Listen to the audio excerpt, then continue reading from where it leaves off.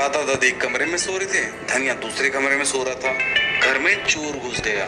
चोर ने देखा सब लोग सो रहे हैं और चोरी करना शुरू कर दिया। थोड़ी देर बाद चोर को शक हुआ कि कुछ जगह हुआ है। उसने जाके चेक किया, दादा दादी सो रहे थे। थोड़ी देर बाद चोर ने नोटिस किया कि धनिया की आंखें खुली हुई हैं, पर धनिया कुछ बोल नहीं रहा। चोर समझ गया कि धनिया छोटा बच्चा है, डर गया होगा, इसीलिए कुछ नहीं बोल रहा। धनिया टुकुर टुकुर देख रहा था पर कुछ बोल नहीं रहा था। चोर की भी हिम्मत बढ़ गई, पूरे घर में घुस के घूम घूम के सामान चोरी करने लगा। धनिया चुपचाप सब कुछ देख रहा था। जैसे ही चोर जाने लगा, धनिया जोर जोर से चिल्लाया, दादाजी दादाजी दादी। भाई सब लोग उठ के आ गए। चोर ने जाते जाते धनिया से पूछा, अबे जब मैं चोरी कर रहा था तब तू काहे नहीं चिल्लाया बे? धनिया बोला, मैं देख रहा था कि तुम सारा सामान चोरी कर ले हो। मैं खुश हो गया, पर तुमने मेरा स्कूल बैग क्यों नहीं चुराया, इसीलिए मैं चिल्लाया।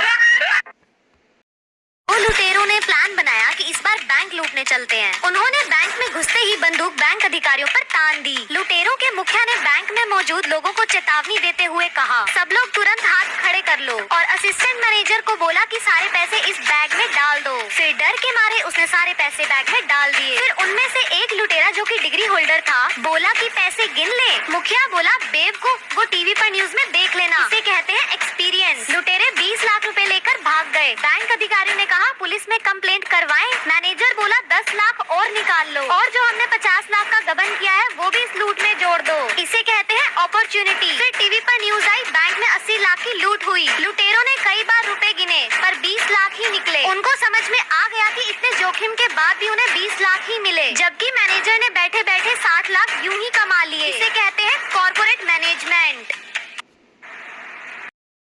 एक बार 3 शराबी दोस्त कहीं जा रहे थे। फिर एक शराबी दोस्त ने टैक्सी को इशारा करके रोका और टैक्सी रुक गई। फिर एक एक करके तीनों दोस्त टैक्सी में बैठ गए। टैक्सी ड्राइवर जानता था कि इन तीनों ने पी रखी है, तो ड्राइवर ने चालाकी से गाड़ी का इंजन स्टार्ट किया और 2 सेकंड बाद वहीं बंद कर दिया, ताकि शराबियों को लगे कि वह पहुंच गए। फिर पहले दोस्त ने ड्राइवर को खुशी खुशी 300-400 रुपए दे दिए। फिर दूसरे दोस्त ने भी ड्राइवर को खुशी खुशी गले लगाया और 300-400 रुपए दे दिए। फिर तीसरे दोस्त को शंका हुई कि वो इतनी जल्दी कैसे पहुंच गए, और फिर उसने खींच के ड्राइवर को थप्पड़ मारा। फिर ड्राइवर को लगा कि उसका झूठ शायद पकड़ा गया। फिर उसने पूछा कि मुझे आपने थप्पड़ क्यों मारा? फिर तीसरा दोस्त बोला, तुमने गाड़ी को बहुत तेज चलाया, हमारी तो जान ही जाने वाली थी, अगली बार धीरे चलाना।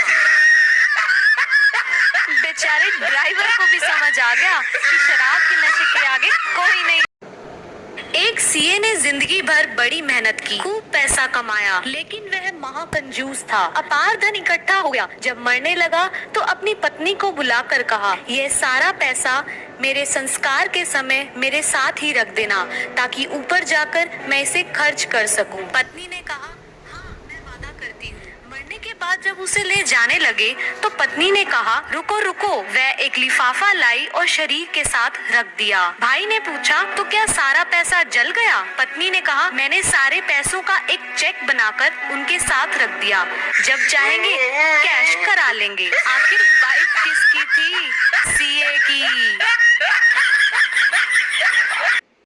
पिंटू, दादी नींद नहीं आ रही है, टीवी देख लूं क्या? दादी, मुझसे बातें कर ले। पिंटू, दादी क्या हम हमेशा 6 ही रहेंगे? आप, मम्मी, पापा, दीदी, मैं और मेरी बिल्ली। दादी, नहीं बेटा, आपके लिए कल डॉगी भी आ रहा है तो 7 हो जाएंगे। पिंटू, दादी डॉगी तो बिल्ली को खा जाएगा तो फिर 6 हो जाएंगे। दादी, बेटा आपकी शादी हो जाएगी तो फिर 7 हो जाएंगे। पिंटू, फिर बहन शादी करके चली जाएगी तो फिर 6 हो जाएंगे। दादी, फिर तुम्हारा बेटा हो जाएगा तो फिर 7 हो जाएंगे। पिंटू, तब तक आप मर जाओगी, वापस से 6 हो जाएंगे। दादी, कुत्ते जा टीवी ही देख ले।